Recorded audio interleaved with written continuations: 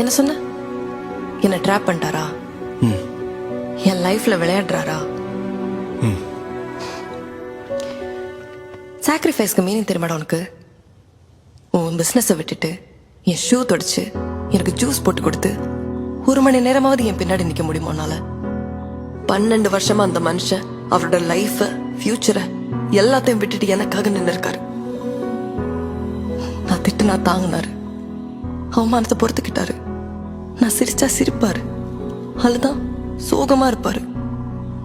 எப்பவுமே அன்பா விஜி விஜிமான்னு. இதெல்லாம் யாரா பண்ணுவாங்க?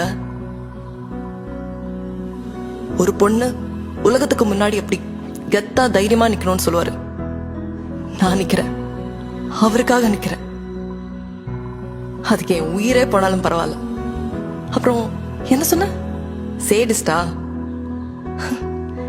என் தளபதிடா, என் நண்பன், என் அண்ணா, என் சித்தப்பா, எனக்கு உயிர் கொடுக்காத அப்பா. ஓ நீயா போக சொன்ன